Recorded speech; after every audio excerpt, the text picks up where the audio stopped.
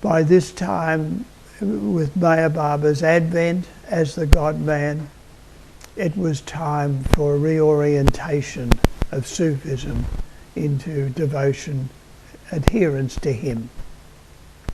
And he established the Sufi society, re-established it as Sufism reoriented. He then directed Ivy Deuce to be Murshida for America, Sufism reoriented in America. And he, at the same time, in the same interview, he said to Francis, "And you be Murshid of Sufism reoriented in Australia." But the interesting thing is that Francis felt that Baba was not serious. At least, let us say that he felt strongly that Meher Baba was not serious with regard to Australia. Whether he was with America, all we know is that's what he established, and that's what he directed to be. So we accepted that. But Francis did not feel that he was serious with regard to Australia, and that impression was later confirmed by Adi Senior, who was the interpreter of Meher Baba's silent language, silent communication at that time.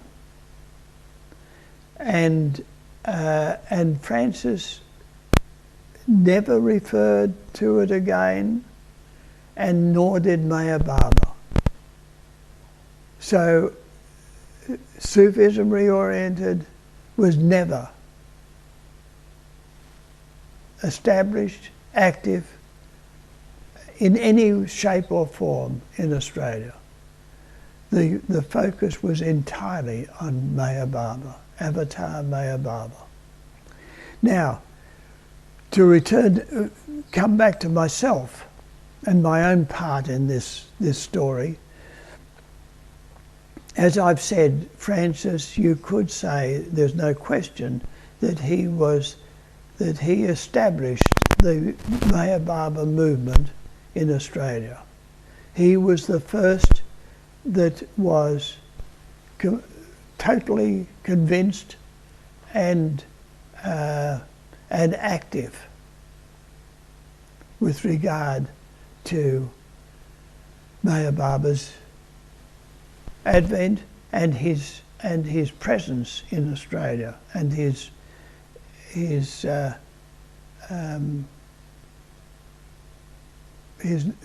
awareness of Meher Baba in Australia.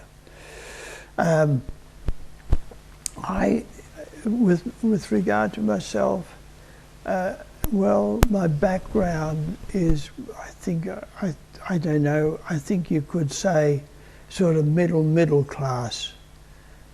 My father was a salesman who became a sales manager, that sort of level.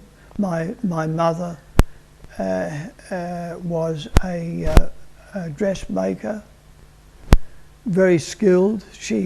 During the Depression of the 1930s, she made all our clothes and her own clothes.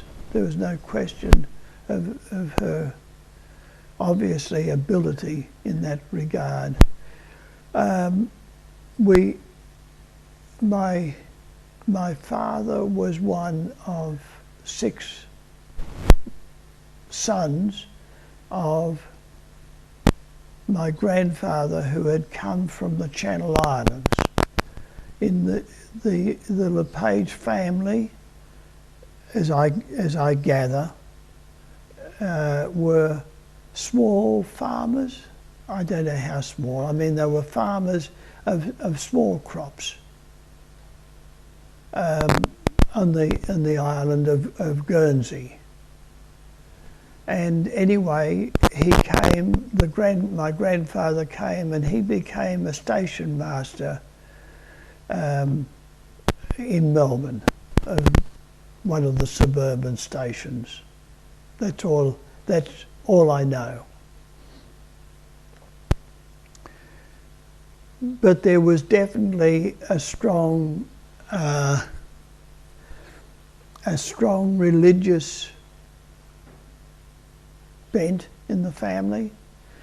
The eldest son became also a farmer on 10 acres, which is now very much a suburb of Melbourne. But at that time, he was growing again small crops, and he was a very religious man who became a lay preacher, in other words, not ordained, but he was called upon to preach at times in the church. And I remember him with a great deal of affection. I was very drawn to him, and I loved the stories that he told me from the Bible. And I would stay with him at times because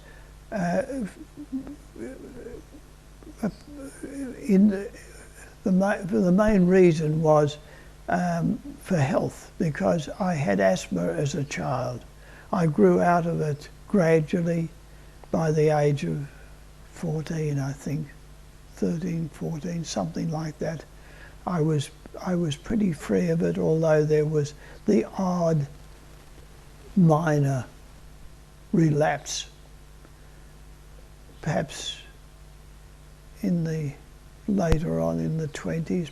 I can't remember exactly. Doesn't matter. Anyway, it certainly disappeared. And religion was very much a part of the family. Everyone, they all went to church. On my mother's side, it was the same story. Again, she came from English stock, English and Scottish, I think, some Scottish in it, and again, there was no question of not attending church regularly. And of course, as a child, I was taken to church with them, and I was sent to Sunday school. That the churches had for kids to tell them about Jesus and the Bible, etc. All I know is that God was very much a part of life growing up. It was very definite. It was part and parcel of life. And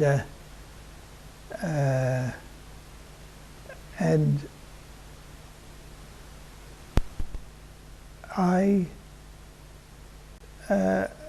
was, as I said, sent to Sunday school, and I was there. I attended until I was 14, and I think under the influence of my older sister, my sister's 5 years older than me, I think probably under her influence, but certainly I felt very dissatisfied with the church and with the Sunday school that I was attending, and I left. The church was the Church of Christ, a very conservative, I call it narrow-minded Christian church. It was, to me, it was extremely dull and very, very orthodox, very conservative. But all I can say is my interest in knowing about life, and particularly life in relation to God, persisted.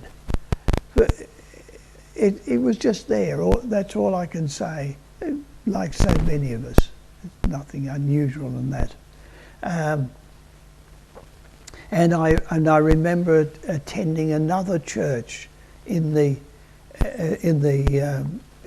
suburb where we lived, the suburb of Melbourne, that southern city of Melbourne. I attended another church for a time because the minister was more broad-minded.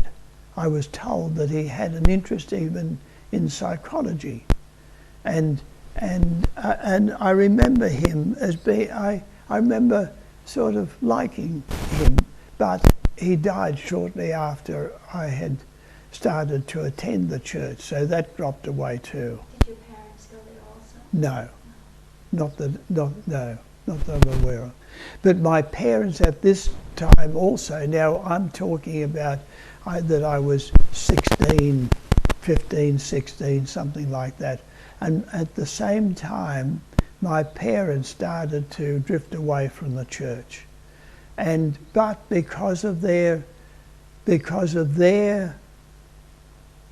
connection or their interest in God, they also started to search and look beyond the church.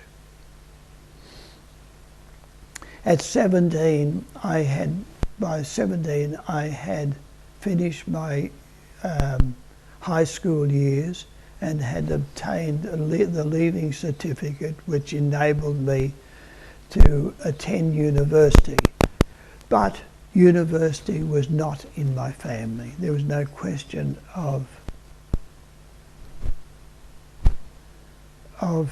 it just wouldn't have come into the conversation in any shape or form.